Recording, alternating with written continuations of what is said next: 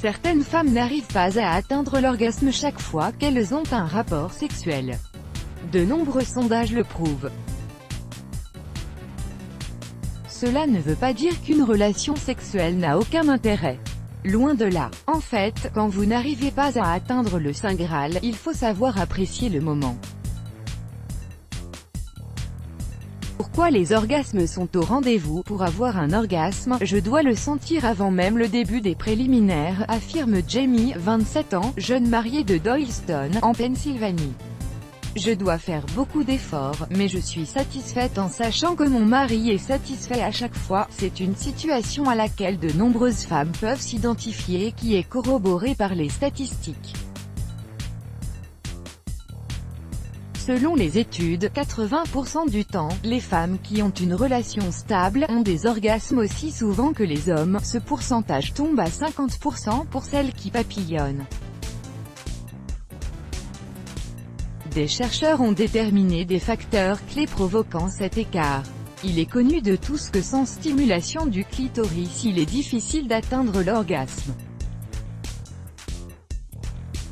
Mais vous ne vous êtes peut-être pas aperçu que trop de stimulation ou une mauvaise stimulation de votre système nerveux central, lequel contrôle l'excitation et l'inhibition sexuelle, est un tueur d'orgasme. Il suffit d'un peu de stress ou d'une remarque faite au mauvais moment pour provoquer un blocage, surtout chez les femmes.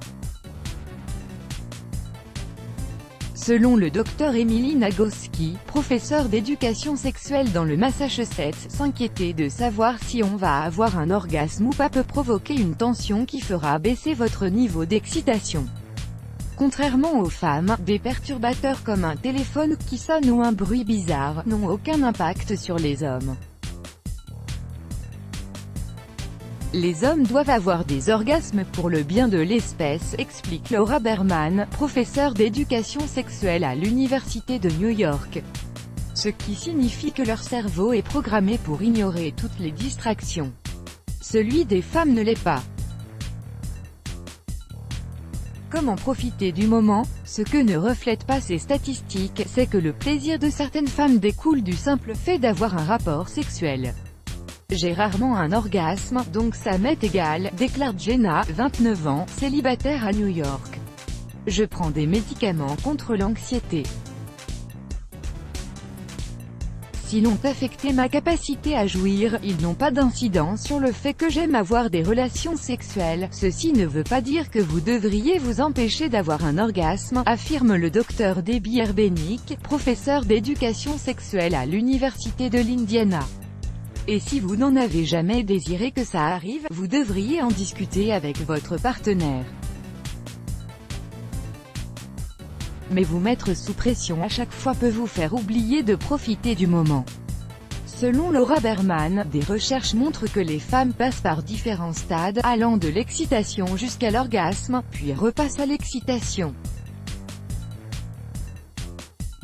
Si vous vous concentrez trop sur le point final, à savoir l'orgasme, vous finirez par ne pas profiter des effets de l'excitation et de tout le plaisir du rapport sexuel. Ne vous déshabillez pas, garder vos vêtements vous aidera à vous concentrer sur les préliminaires en oubliant l'orgasme.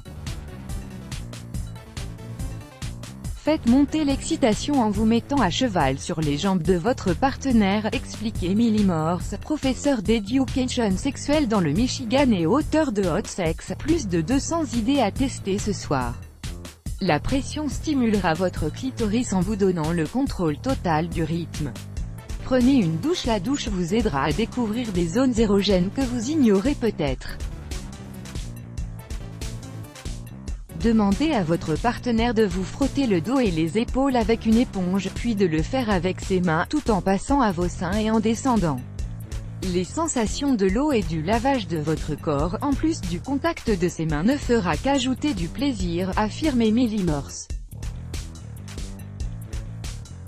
Revenez en arrière et faites monter la température. Si vous avez déjà eu un orgasme, revenez aux préliminaires que vous préférez.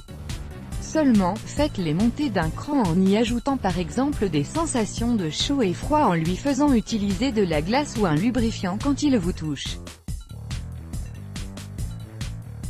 Quand vous êtes excité, votre cerveau est ouvert à de nouvelles expériences.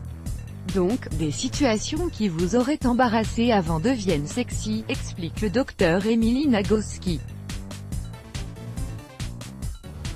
Si vous commencez à être fatigué ou si la friction commence à être douloureuse, demandez à votre partenaire de faire une pause et de vous masser, afin qu'il n'ait pas l'impression d'être brutalement stoppé dans son élan. Arrêtez de simuler. Ironiquement, c'est votre partenaire qui pourrait être le plus frustré de votre impossibilité d'atteindre l'orgasme. 87% des lecteurs du magazine américain Men's Health qui ont répondu à un sondage sur le sujet ont affirmé qu'il était de leur responsabilité d'amener leur partenaire à l'orgasme et 34% en déduisaient automatiquement que le rapport sexuel était mauvais si cela n'arrivait pas.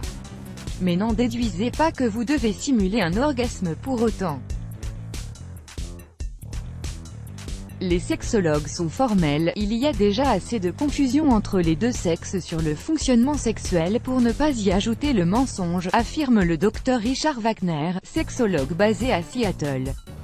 D'ailleurs, 68% des hommes détestent que leur partenaire simule. Let's block ADS, why?